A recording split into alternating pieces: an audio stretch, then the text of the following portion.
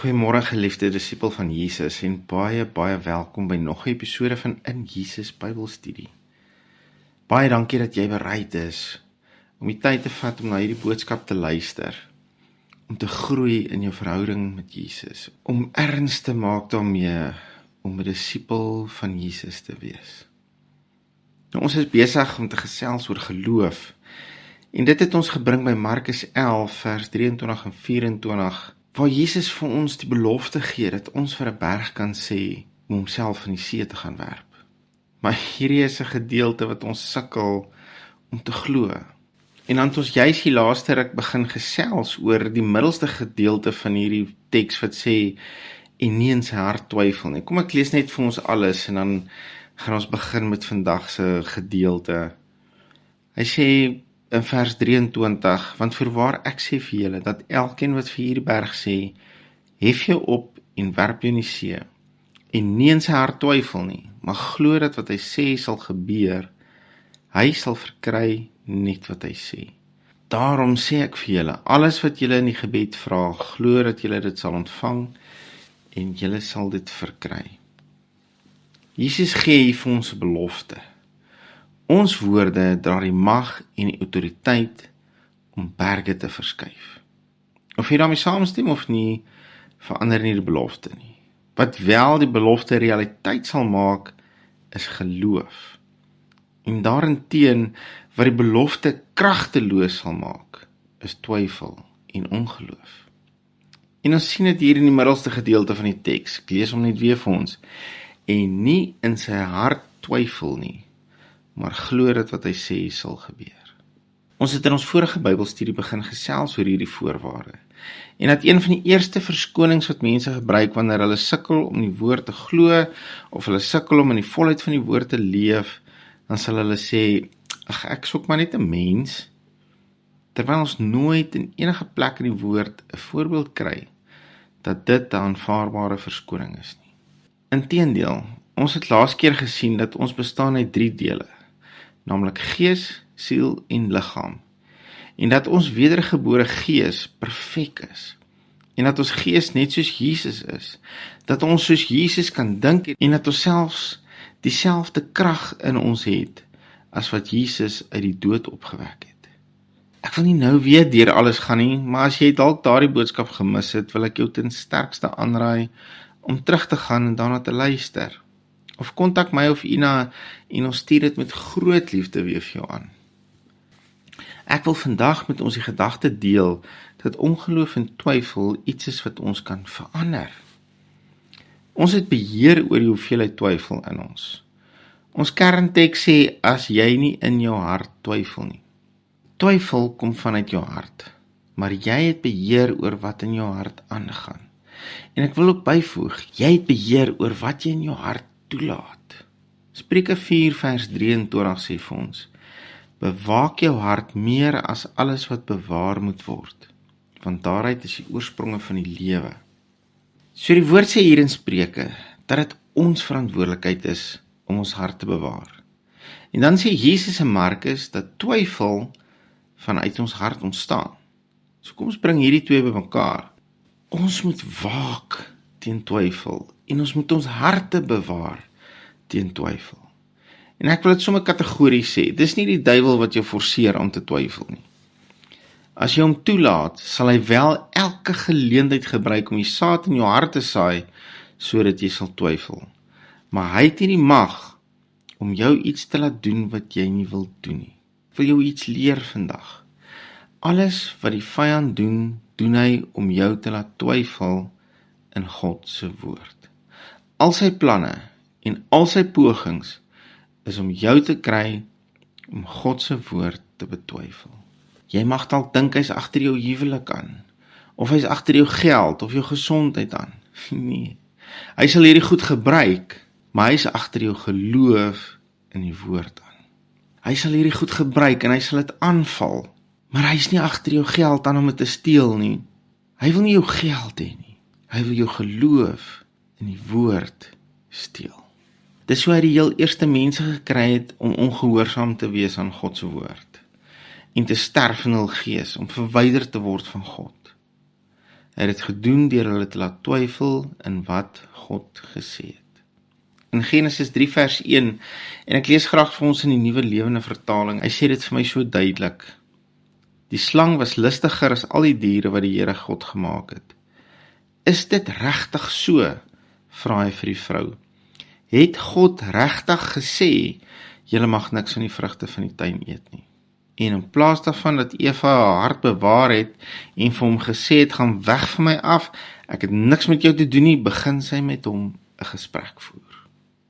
En ons ken die einde van die storie. Hy het daarin geslaag om hulle te laat twyfel in wat God werklik gesê het, met katastrofiese gevolge. Ek en jy moet ons harte bewaar teen die inspraak van die vyand. Daai Spreuke teks sê, bewaak jou hart meer as alles wat bewaar moet word. Ons moet 'n groter effort insit om ons harte te bewaar as wat ons doen om ons geld te bewaar. Ons moet 'n groter effort insit om ons harte te bewaar as selfs ons huwelik. Bewaak jou hart meer as alles wat bewaar moet word. Hoekom? Want as jy die vyand 'n halwe gap gaan gee, gaan hy kom om twyfel in jou hart te saai. En twyfel kanselleer geloof. En sonder geloof gaan jou berg bly staan waar hy staan. Hoor mooi wat ek sê. Sonder geloof gaan jou berg bly staan waar hy staan. Die belofte is jy kan vir enige berg sê om te skuif. En hy sal moet skuif. Jy kan vir daai siekte in jou liggaam sê om te wyk en hy sal moet wyk. Jy kan lewe in jou finansies inspreek. Jy kan lewe in jou werk, in jou huwelik, in jou depressie inspreek en dit moet jou woorde gehoorsaam. Dis die belofte. Maar dan moet jy dit doen sonder enige twyfel in jou hart. Twyfel kanselleer die belofte. En dan draai mense om en sê, dit werk nie. Hierdie geloofding en praat met jou bergding, dit werk nie. Nee, dis nie die belofte wat nie werk nie. Dis die twyfel in ons hart wat die belofte kragteloos maak. Romeine 10 vers 17 sê die volgende, die geloof is dus uit die gehoor, en die gehoor is deur die woord van God. So as geloof deur God se woord kom, waar kom ongeloof en twyfel vandaan? Van enige woorde wat in teenstelling is met God se woord. Hierdie is die nommer 1 rede hoekom ek nie nuus kyk of luister nie. Want 99% van wat hulle sê, is direk of indirek in teenstelling met God se woord. En hoor my asseblief nou mooi vandag, ek sê nou nie juist van die duiwel as jy nuus kyk nie. Dis glad nie wat ek sê nie. Wat ek jou wel oorsensitief wil maak, is God se woord. Hier leer die woord ons 'n kritiese lewensbeginsel. Geloof kom deur die woord. Ongeloof kom dan deur alles wat in teenstelling is met sy woord. En ons word aangesê om ons harte te bewaak en te bewaar. Een van die eerste dinge wat jy kan doen, om jou hart te bewaar en te bewaak teen ongeloof en twyfel, is om ontslae te raak van dit wat in jou lewe is, wat in teenstelling is met God se woord. Begin oplet waarna jy kyk op TV. Begin oplet waarna jy kyk op jou foon en waarna jy luister. Wat laat jy toe in jou hart? En moenie in die strik trap van, ag, dis net bietjie onskuldige ontspanning, dit affekteer my nie. Of nee, ek moet net weet wat in die wêreld aangaan. Ek kan dit hanteer. En al daai regverdigings wat ons het, om na snert te kyk. Jy bluf jouself, as jy dink dit affekteer jou nie. En hoekom op die aarde sien jy elke grens wou toets? Hoekom sou ons wou kyk hoe naby aan die hel kan ons leef en steeds die hemel maak? Ons het die besluit gemaak dat ons disippels van Jesus wil wees. Mense wat in sy woord bly, dag en nag, in goeie en in moeilike tye, volgens Johannes 8 vers 31 en 32.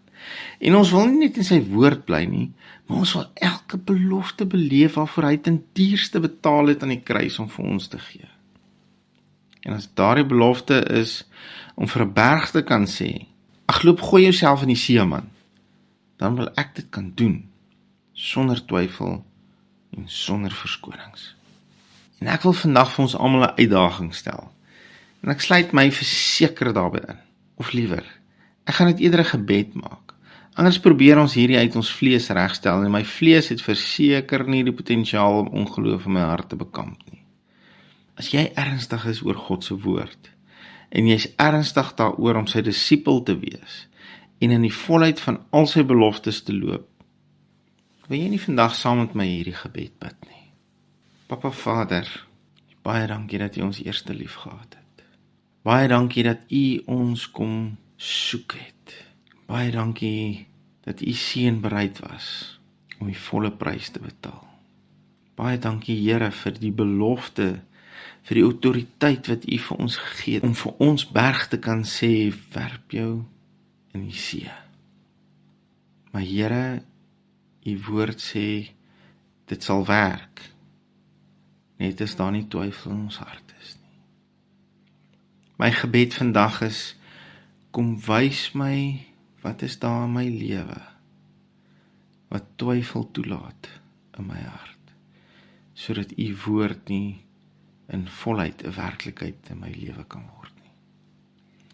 Wat is daar wat ek na kyk? Wat is daar wat ek na luister? Wat is daar wat ek toelaat in my hart, wat veroorsaak dat ek twyfel in U woord? En dit kom nou by my op, Vader, dat baie keer is dit ons ervaring in die verlede.